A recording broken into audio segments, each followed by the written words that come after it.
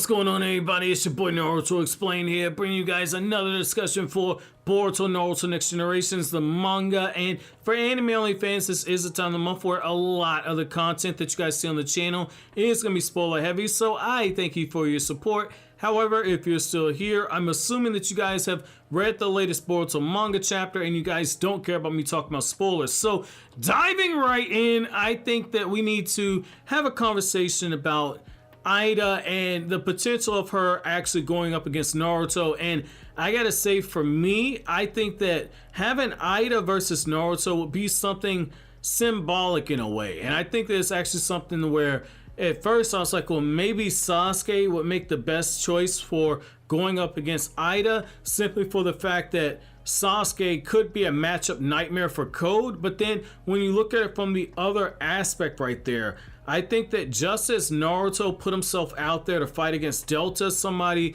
super overpowered, has a jutsu that can break down your body on a molecular level to where not even a Jinchuriki is able to regenerate from the damage that's being done. I think that if Naruto can go up against somebody like that, that having Naruto fight against Eida and actually test out her abilities, I think that's something that could work. And I think that Naruto, even though he's lost the kyuubi's power, Naruto does have a couple of options that will allow him to, if not level the playing field, at the bare minimum, give Naruto a strong fighting chance against her. So Naruto also has a scientific ninja weapon tech arm. We saw that in the sparring match where he was fighting against Boruto. Now, in the time since then, Amato has used Kawaki's own cells to replace the arm that Kawaki had destroyed. So that means that Naruto's ninja weapon tech arm has been returned to him. So right now that arm can only absorb ninjutsu. Well, if Amato is able to actually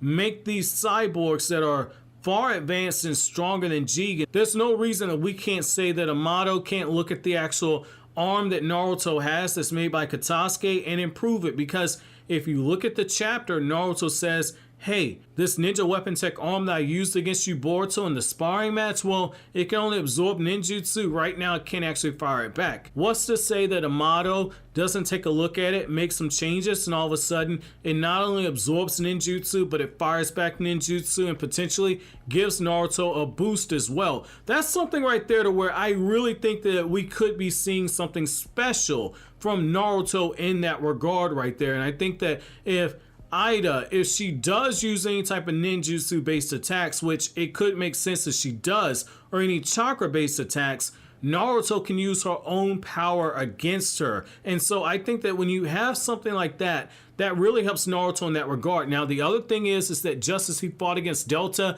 and was testing out her abilities and gaining intel, I think that going up against somebody like this for the sole purpose of gathering intel is very in character for Naruto. However, he would have to be a lot more careful this time because he's actually fighting somebody that's stronger than him. I know someone's like, wait, if she's stronger than Jigen, then if Naruto fights her, Naruto's gonna be in trouble. Yes, but at the same time, you can still fight somebody stronger than you and gain that knowledge that's going to be used to actually bring them down. The thing about Naruto as a series, which I think a lot of people overlook, is that it isn't always something that comes down to, I have the flashier jutsu than you, I have the higher power level than you, I'm clearly stronger than you. The strongest person is not always the victor in a fight. That is not always the case in the Naruto franchise. I think that if you focus on towards the end of the war arc with everything going on with Kaguya, even using Kaguya as an example, Naruto and Sasuke individually and combined were not actually stronger than Kaguya, but it was because of teamwork from all the members of Team 7, not just Naruto and Sasuke, but Obito laid down the foundation that allowed Kakashi to get the double Mangekyo Sharingan that was able to get in some of the best hits on Kaguya, where he's using those Kamui chakra blades and he's using Kamui on her and he's using that six-pass chakra. That's something right there that set up the stage for Sakura to get in the blind spot and break Kaguya's horn in the manga, which the anime didn't actually show, and to have Naruto and Sasuke seal her away. Kaguya was the stronger fighter, but Kaguya ended up losing. And so I could see something like this to where Naruto, after gaining that intel, if Naruto fighting alongside some other people, much in the same way as during the Pain arc where Kakashi gained that valuable intel on Tendo Pain or the Deva Path, for those of you guys who are more familiar with that terminology. The fact is that we're in a situation right there to where just as during that time Kakashi was able to pass on that intel to Choza and Choji, it opened up the door for them to actually take down the Deva Path during that time. Well, this right here is a great opportunity for that. And I think that one other thing is that if you kick the ball down the road and Naruto fights against Eida and you end up having somebody like, say, Boruto, Kawaki, or Sasuke have to fight, well, I don't think you're going to be in a situation where it's like something that you saw where Naruto had a whole fucking cheat code manual of how to actually take down the 6 paths of pain and Naruto still struggled during that. That's like you're playing a video game and you got a walkthrough guide and you're still struggling to actually get everything done and clear all the tasks. Well, in this situation, if you have somebody that's smarter than Naruto but has a power that's comparable or has latent potential that is better than Naruto's current power level, now all of a sudden having that intel is something very vital.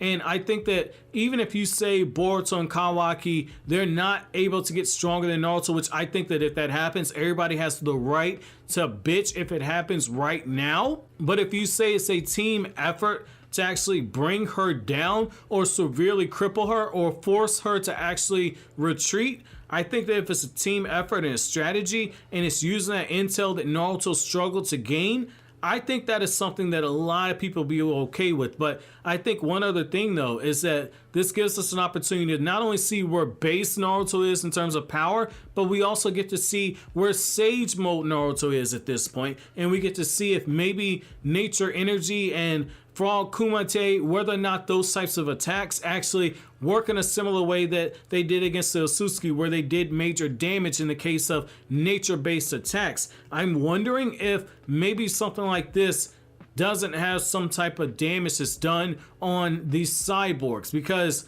based on what Amato said, it sounds like he actually created the Jiraiya clone that would go on to be Kashi and Koji after being forced to get rid of these cyborgs, which means that these cyborgs don't actually more than likely have any type of intel on nature-based attacks. And so that's something very interesting right there. I'm wondering if maybe Senjutsu couldn't be something that actually helps Naruto in this actual battle here. However, I want to know from you guys, what are you guys' thoughts about this? Let me know down in the comment section below. But as always, guys, if you like anything I had to say, don't forget to comment, rate, subscribe, and share. Thank you so much for watching to the end. Have an awesome day, guys.